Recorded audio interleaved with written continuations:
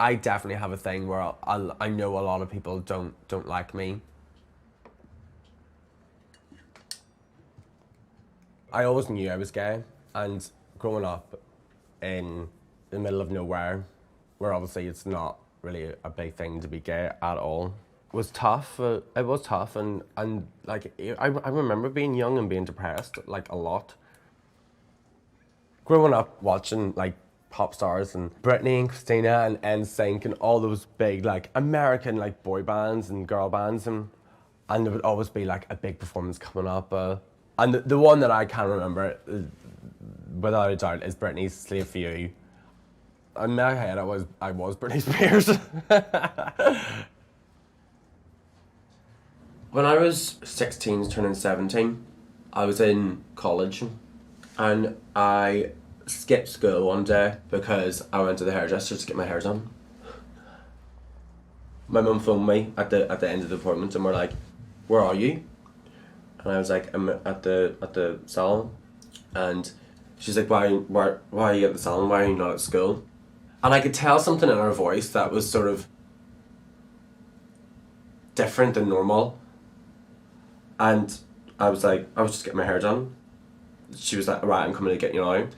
So when I got into the car, she was so, like, I could tell it in her face that she was so angry. And I turned to her and said, I was like, "Why are you so angry?" And she was like, Why, I can't believe you would take a day off just to get your hair done. What are you going to do with your life? Da da da. And I was like, where is this all coming from? Like, chill out.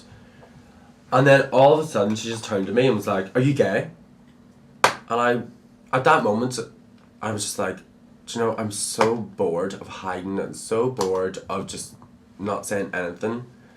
I was like, "Do you want to know the truth?" And she's like, "Yeah, I do want to know the truth." And I was like, "Yeah, I am." And she just completely broke down. And we were driving like down the motorway, and the car was getting faster and faster and faster. And I swear that I thought that she was going to crash the car on purpose. When we got home, she like literally jumped out of the car. I don't even think she put the handbrake on. I think I had to put the handbrake on. And she ran up the stairs and slammed the door behind me. I remember packing up my stuff and just leaving most things in my bedroom, and walking up the hall, and I could hear my mum crying, and it was so loud. I just walked out the front door and walked up the hill and waited for my cousin at the top of the road, and I just remember thinking that like she just didn't care.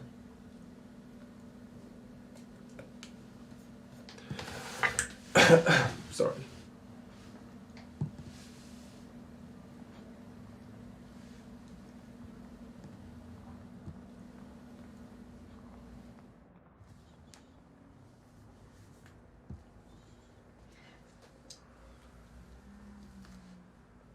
The whole fact of being kicked out and not wanted, and then all of a sudden you have people cheering for you.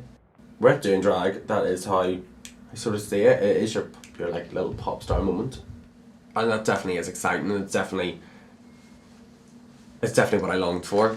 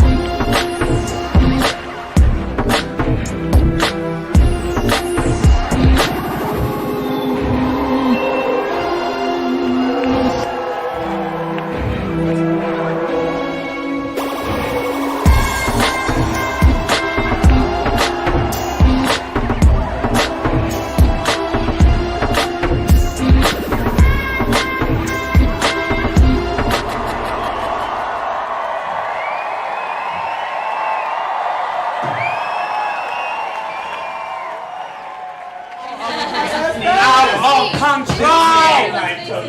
You were like living at all your MTV. I was totally all you needed was a denim waistcoat and a low-waisted flare and you would have been pregnant.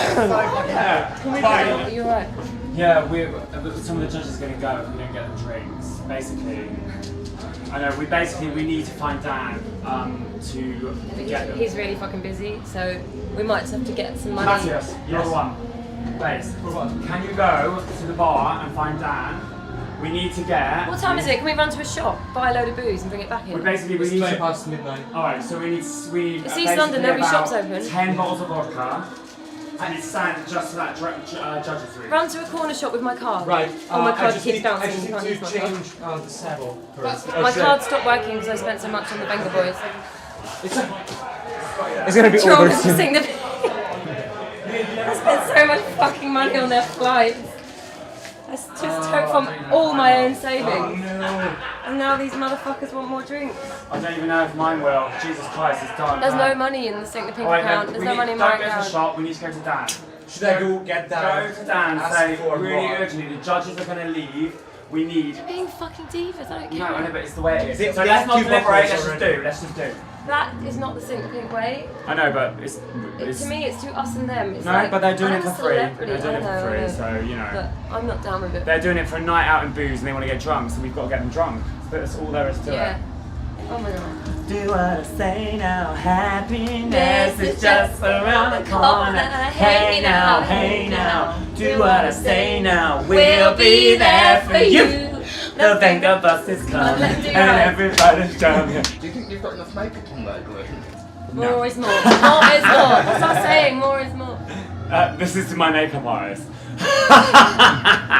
That says it all, doesn't it? Julia, come on, ready for your close-up. Julia, come on, ready. Oh, she's the queen of the East London scene. Pioneer in the you know, the East London scene. You know, Shining. getting ready to go on the catwalk. You know, look at the competition. Look at the competition girls. Introduce yourself to the camera. I'm Lobster Bisque. I'm Envy. Cute baby. I don't have a drag name, so she's made up a drag. Oh, what's my drag name? I thought of a really good one today. Silate. Silate. She is such a Silate. Come on.